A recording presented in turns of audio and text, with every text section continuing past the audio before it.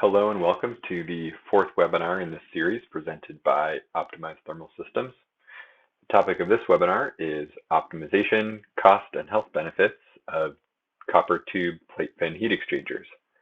We're going to go with a slightly different format on this one. It seems like everyone has a bit of webinar fatigue for obvious reasons. So we're actually just going to post this video on our YouTube channel, and then in a few weeks we'll have a live premiere with a Q&A session at the end. So if you're watching this before the Q&A session, please feel free to submit any questions to myself or Yoram, who will be co-presenting with me, and we'll do our best to answer those questions during the live Q&A. You'll be able to find our contact information listed in the next slide and then again at the end. All right, let's get started.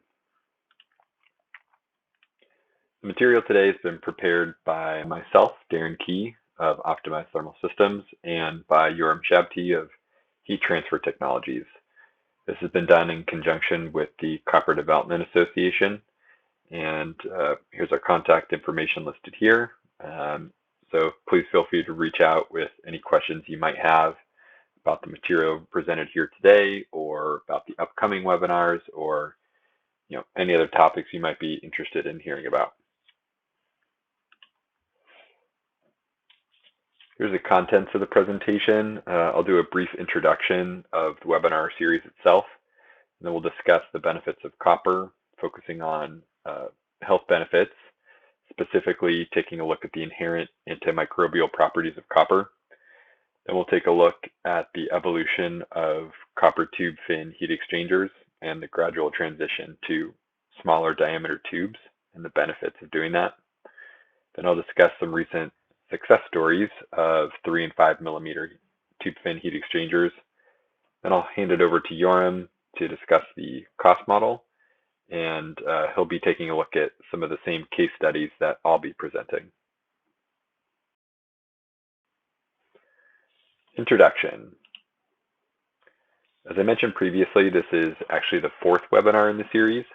The previous 3 are listed here and can be found on the OTS website.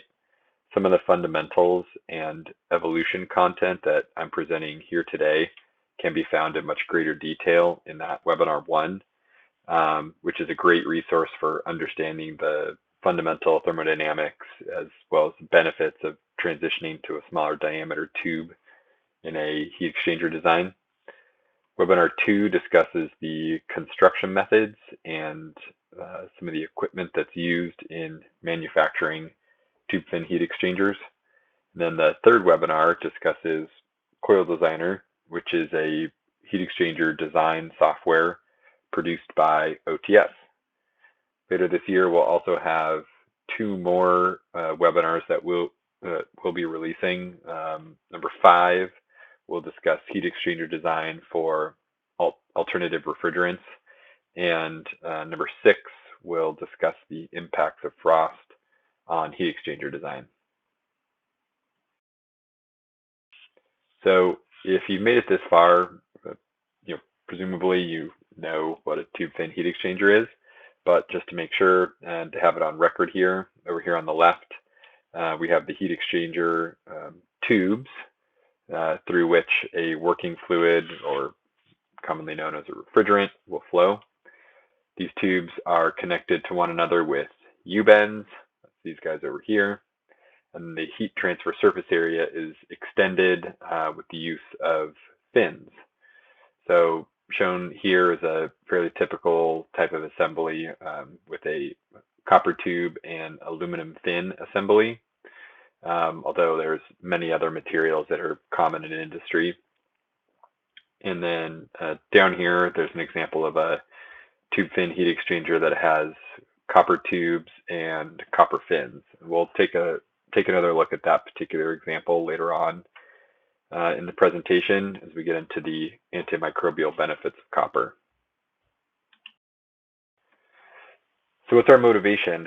What drives heat exchanger design? Why do we need to move to smaller diameter tubes?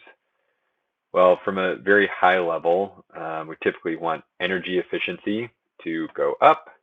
We want to improve environmental and safety concerns. And then, of course, as always, we want cost to go down. And everything that I'll be presenting here keeps those three parameters in mind. Now let's talk a bit more specifically about the benefits of copper. All right, copper tubes. Why do we use copper tubes in heat exchangers? Why are copper tubes beneficial? Well, the heat exchanger's primary job is to transfer heat. So we want to pick a material that has relatively high thermal conductivity. Copper is a relatively common material that has high thermal conductivity when compared with other relatively common materials such as aluminum or stainless steel. Their thermal conductivities are all listed here.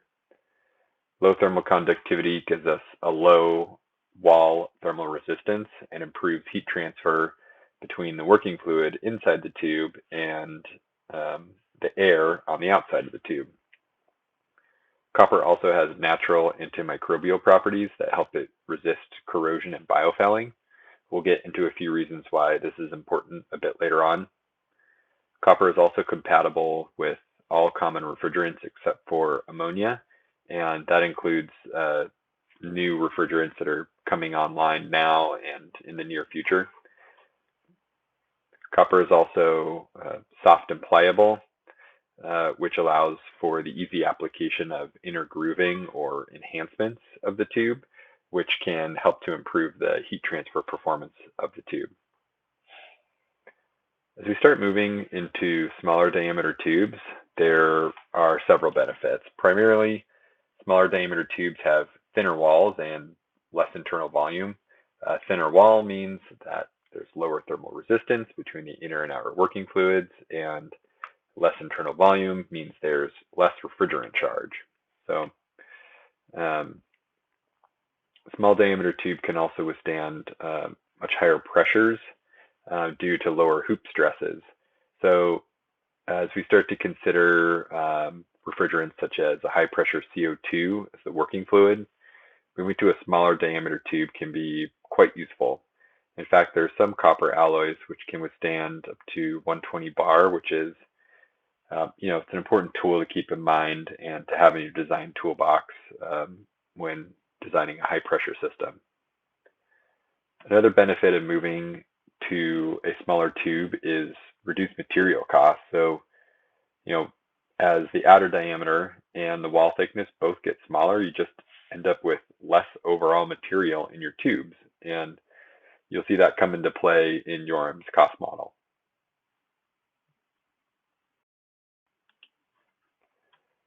For copper fins, many of the same benefits apply. Primarily, there's improved thermal conductivity when compared with aluminum or steel, and a reduction in biofouling. The value proposition of using copper fins depends, of course, on the particular application and installation, but there are situations in which copper fins are worth consideration. Now let's get into the antimicrobial properties of copper and their benefits.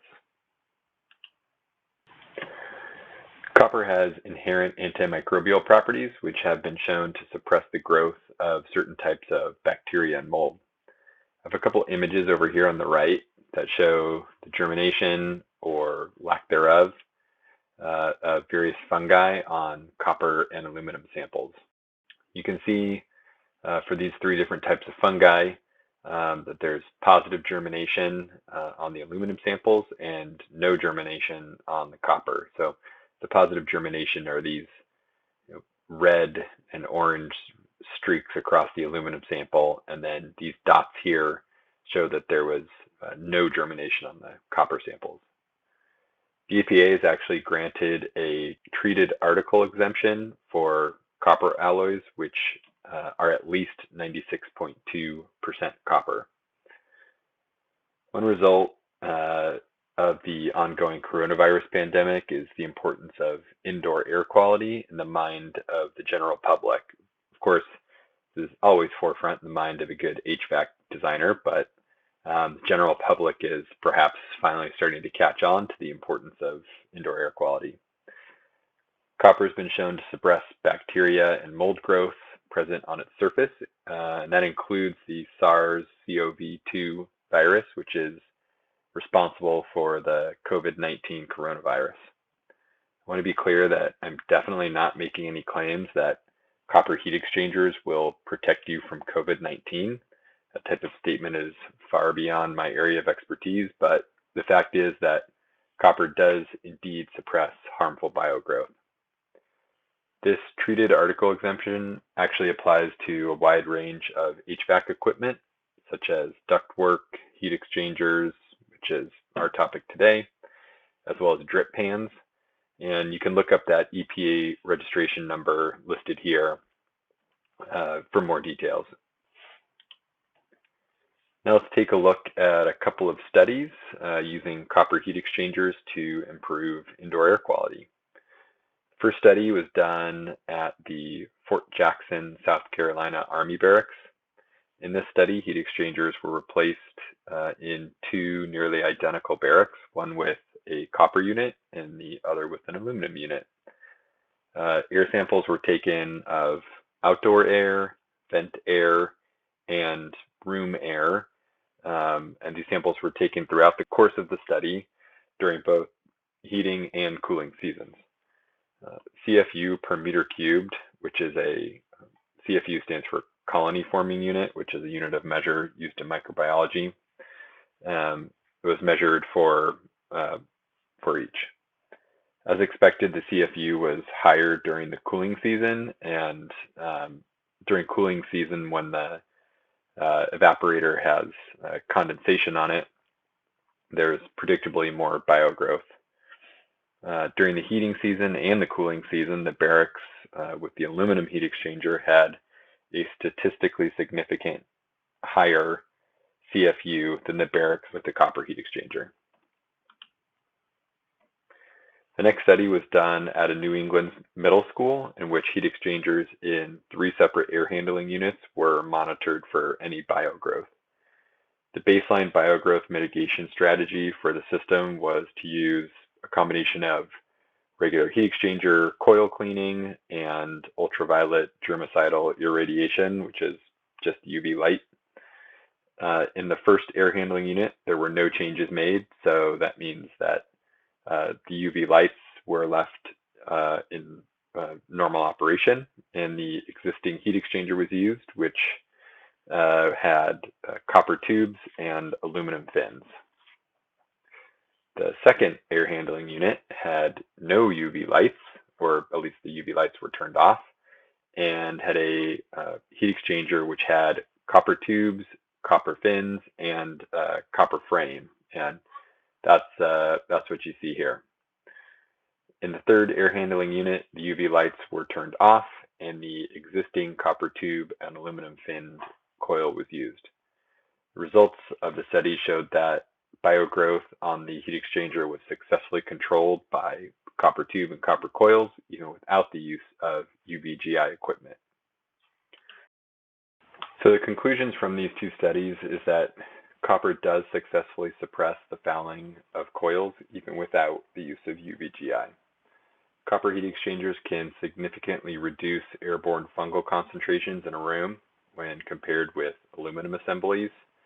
And there's a whole host of benefits resulting from biofouling, such as reduced energy consumption, which might happen when the heat exchangers foul up. There's also reduced energy consumption from the total elimination of the UV lights.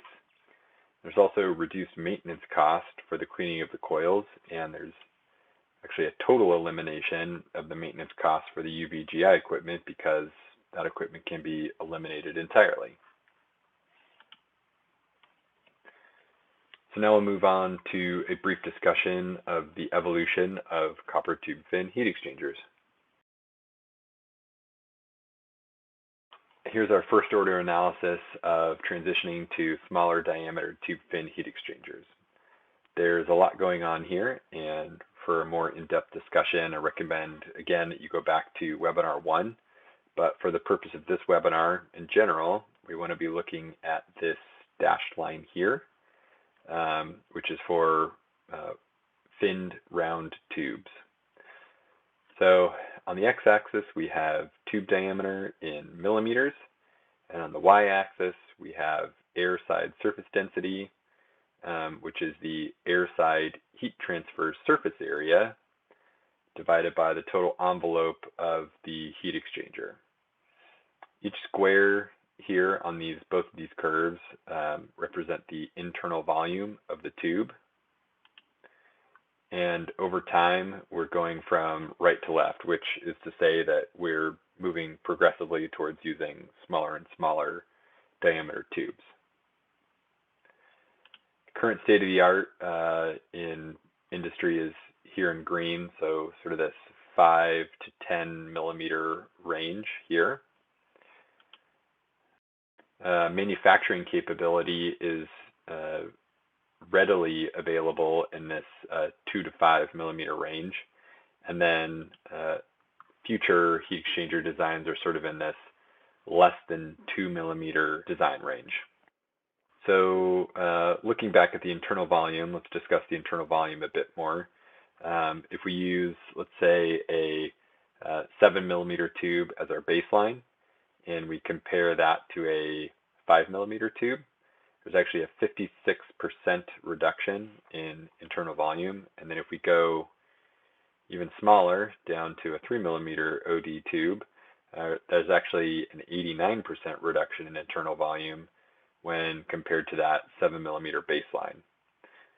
The reason I want to draw your attention to this is because this is of particular importance as the standard of evaluation for HVAC equipment moves towards overall global warming impact of a unit rather than just looking at energy consumption. For example, if you're using a refrigerant such as R410A, which has a global warming impact of over 2,000, any reduction in internal volume and thus reduction in charge can have a significant impact on the total global warming potential of that particular system. So, very brief recap of moving to smaller tubes.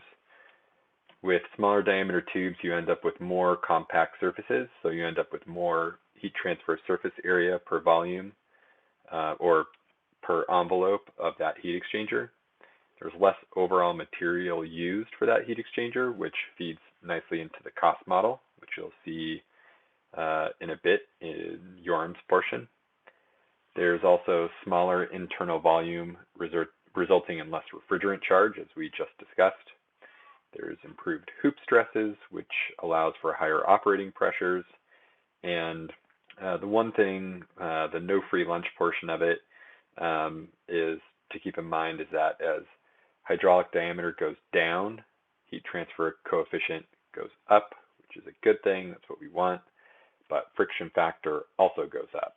So that friction factor is the no free lunch portion of it, and it's something to keep in mind when moving to smaller tube heat exchangers.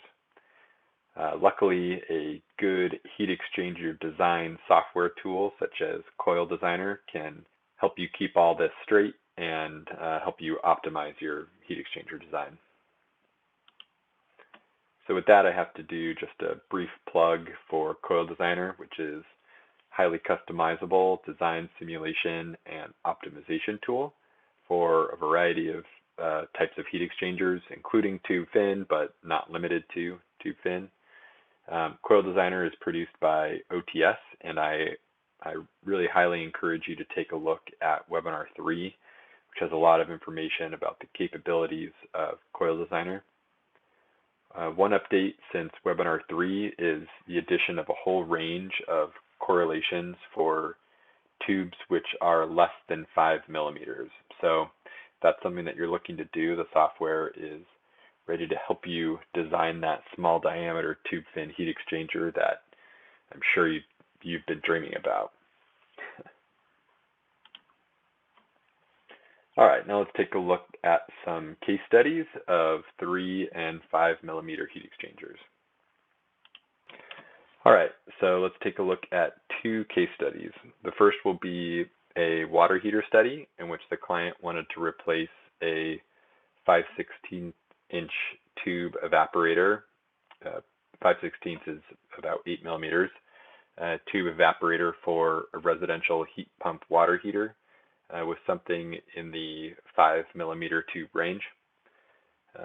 Case number 2 was for an HVAC OEM that wanted to replace a microchannel condenser with something in the 3 to 5 millimeter tube range.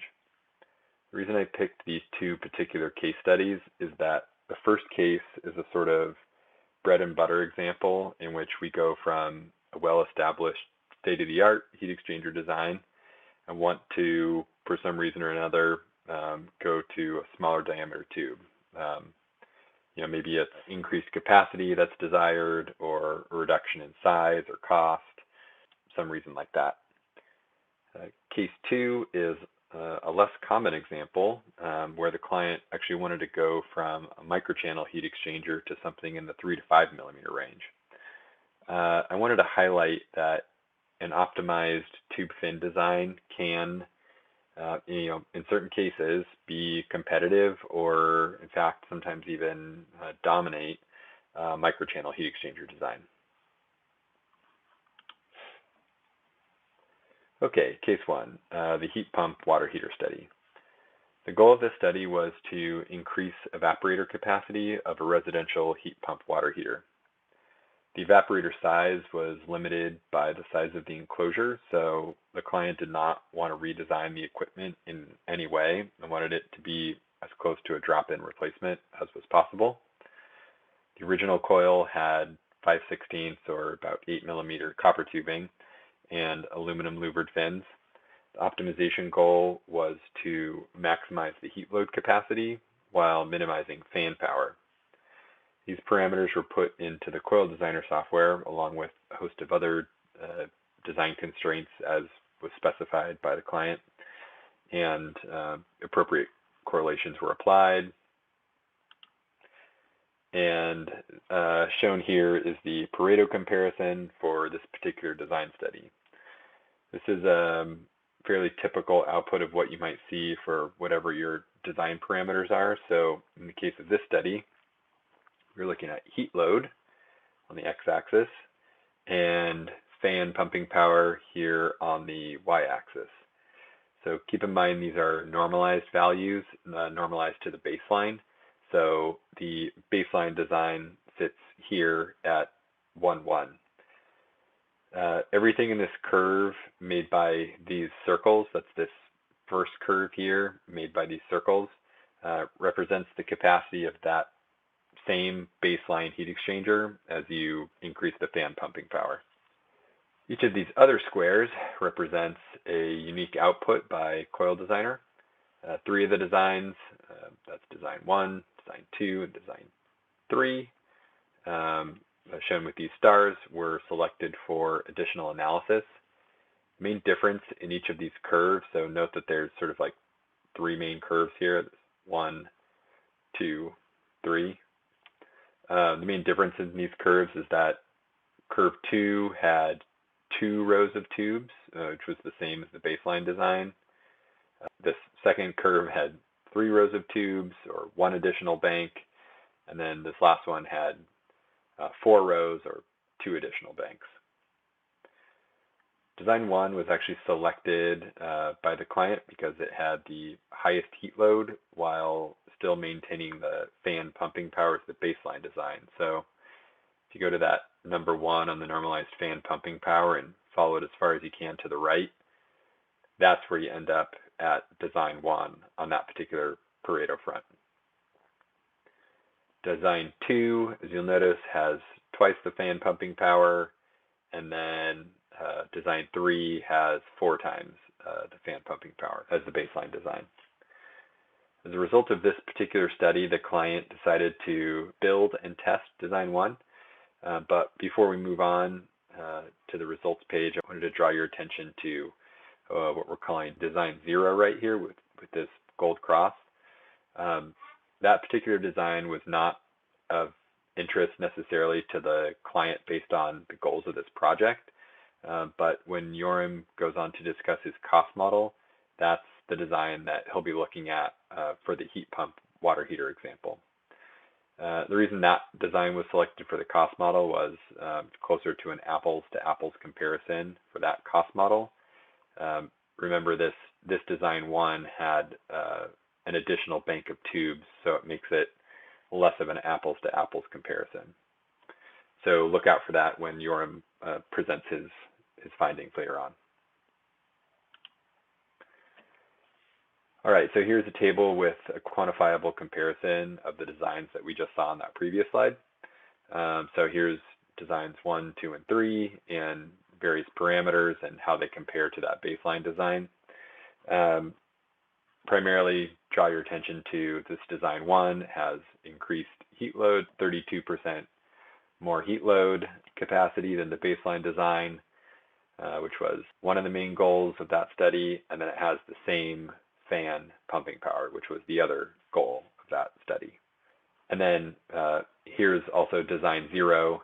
So it has slightly higher capacity, 16% higher capacity, and again, the same fan pumping power. So design 0 will be a cost model later on. Okay, let's move on to the second case study. The goal of this project was to replace a microchannel heat exchanger for a heat pump condenser with a tube fin design somewhere in the 3 to 5 millimeter tube range.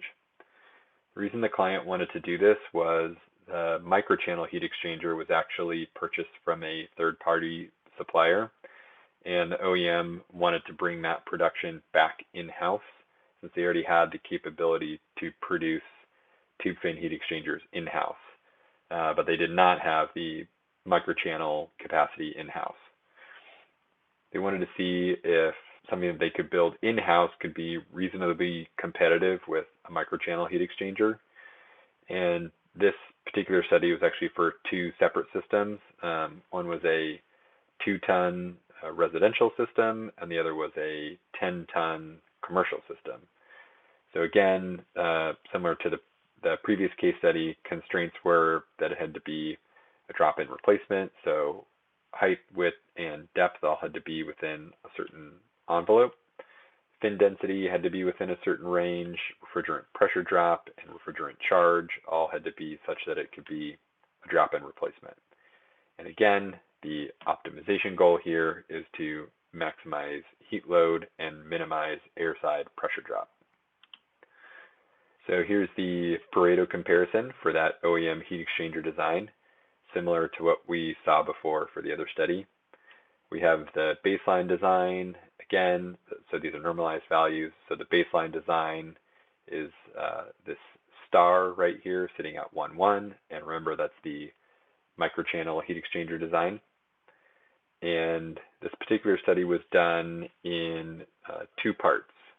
The first part of the study looked at how much capacity could be achieved with off-the-shelf fin designs, and that's these 2 groups down here circled with these green ovals. So the group, this group right here is for the wavy off-the-shelf fin design, and this other bunch down here is the louvered off-the-shelf fin designs. You can see that the range of the normalized heat load is actually quite small. So really anything that you see on this chart represents something that's competitive with the baseline or pretty close to the baseline in terms of heat load. You can see for these off-the-shelf fin designs, there's a bit of a penalty on the airside pressure drop, but depending on what the OEM is actually trying to achieve or what's important to them, this might be good enough for what they're looking for. So that was the first part of the study. The second part of the study was to optimize the capacity of a tube fin design in that 3 to 5 millimeter range, and for this portion, we were able to optimize the fin design as well as the tube configuration. So every other dot that you see here that's not in one of these circles actually represents an optimized tube and fin design. So the optimized fins are still manufacturable as per the OEM's manufacturing capabilities. That was based on fin manufacturing parameters that were provided to us by the OEM. And then again, anything in this green box right here dominates the baseline in terms of both heat load and airside pressure drop.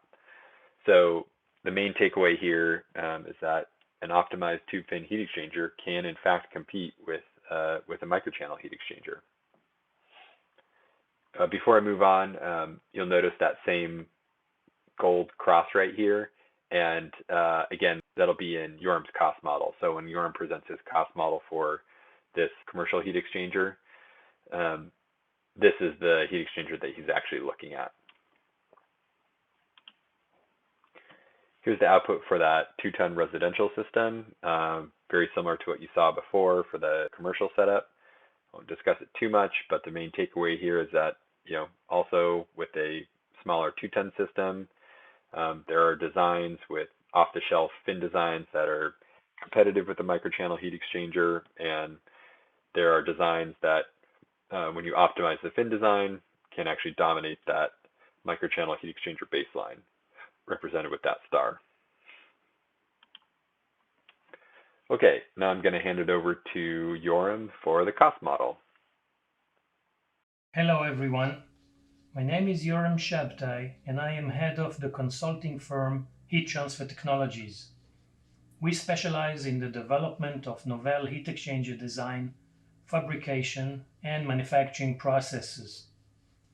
I myself have over 25 years experience in development, design, and fabrication of various types of heat exchangers in copper and in aluminum. Heat Transfer Technologies helped the International Copper Association develop the microgroove 5mm copper tube heat exchanger technology years ago.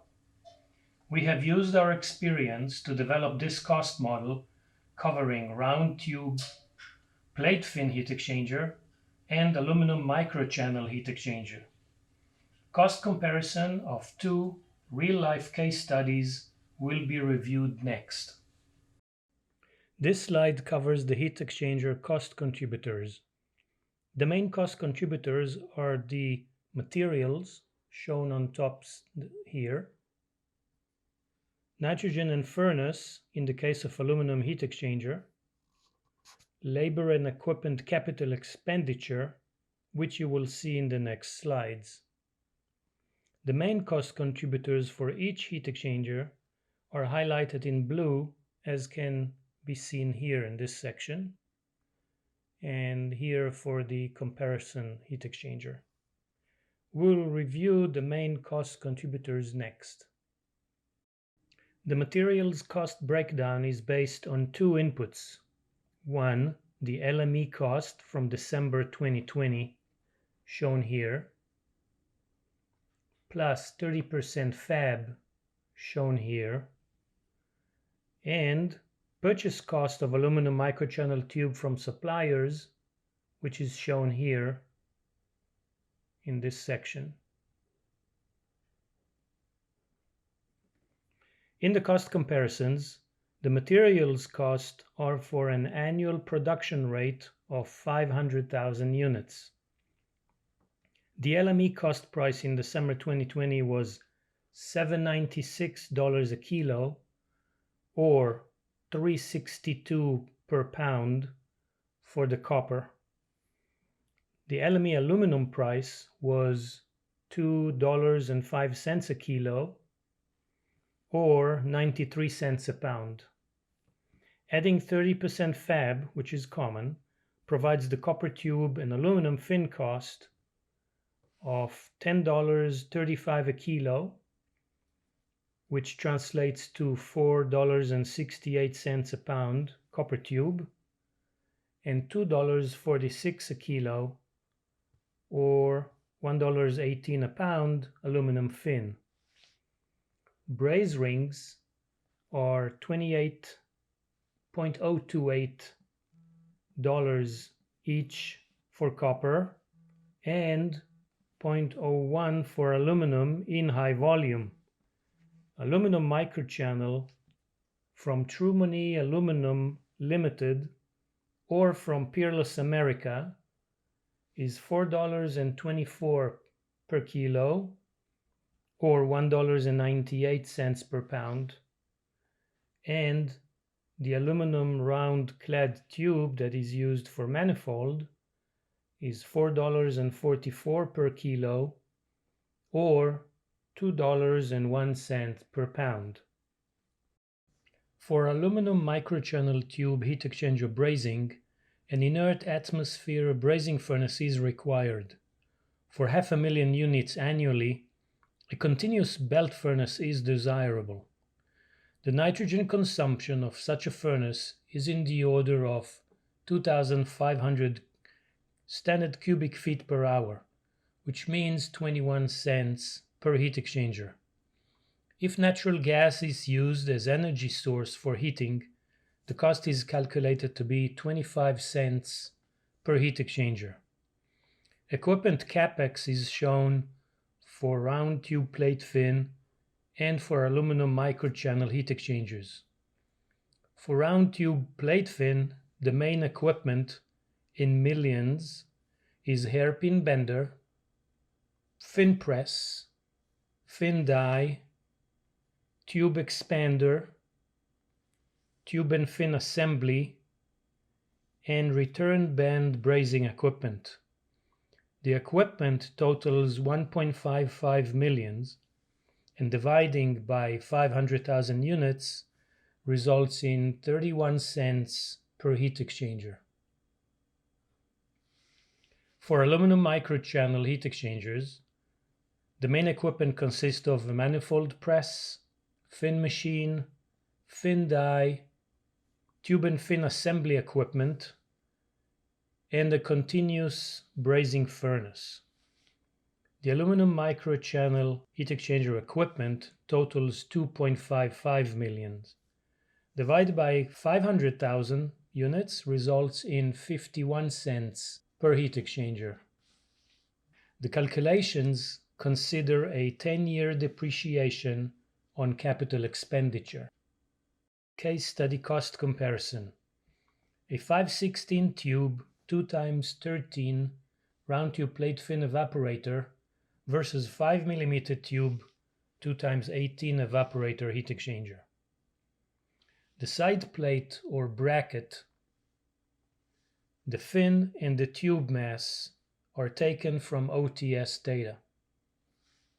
The 516 OD tube heat exchanger has 0.09 kilogram sides, 0.67 kilogram fin, and 0.55 kilogram tube mass. Main contributors are the copper tube with $5.73.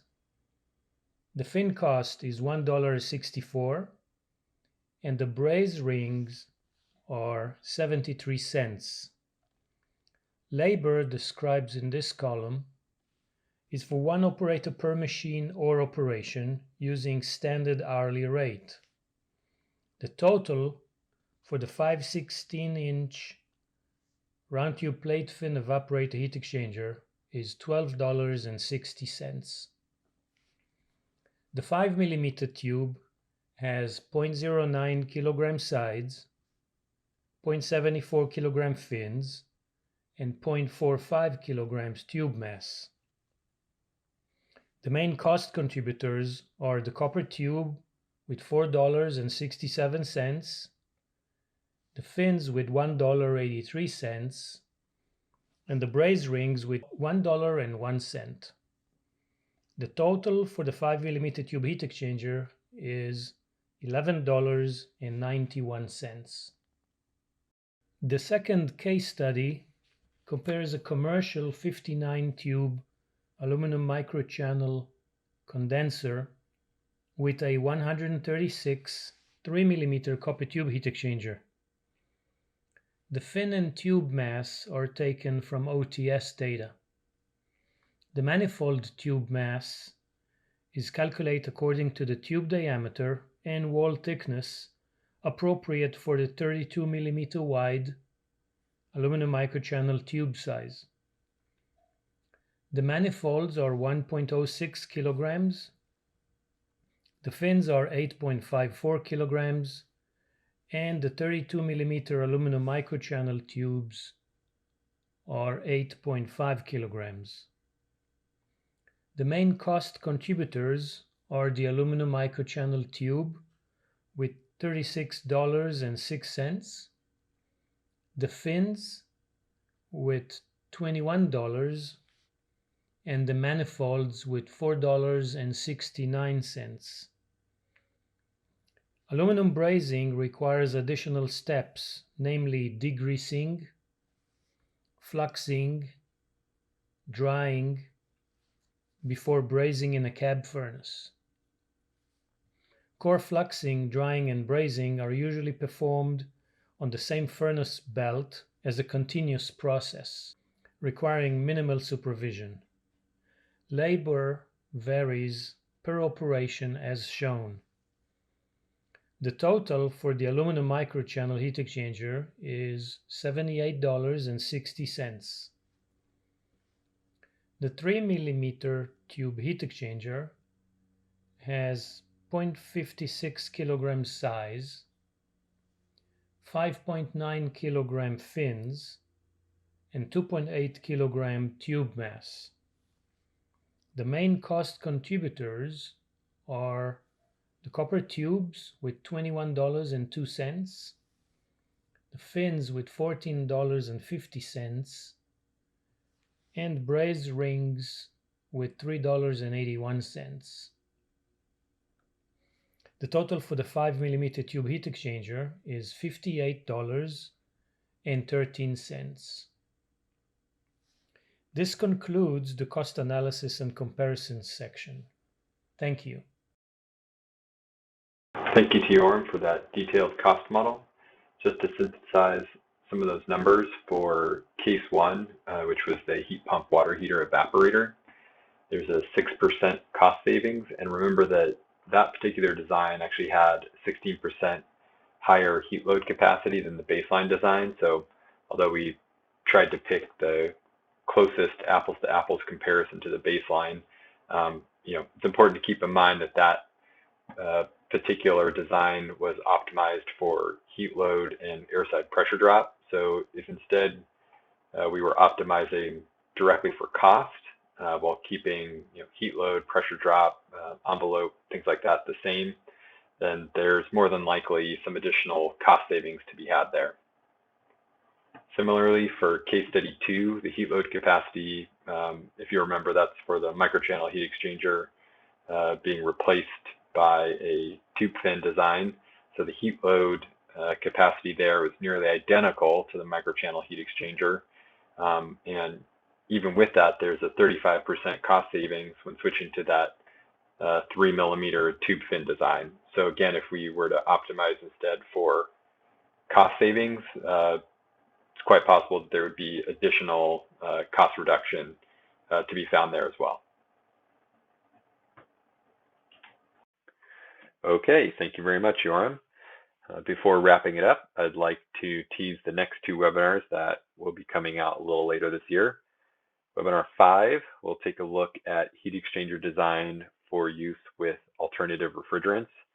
There are many alternative refrigerants currently under consideration coming online for regulatory and environmental reasons, and we'll discuss how heat exchanger design needs to change when designing for some of these new refrigerants. And webinar 6 will take a look at the impact of frost on smaller diameter tubes and also with tighter fin densities. So we'll look at the possible performance degradation from water bridging between those tightly packed tubes and fins, as well as frost that might develop, and explore some possible mitigations. And that's it. So thanks for joining us, and don't forget to submit questions to myself or Yoram, and be sure to tune in for the live session in a few weeks.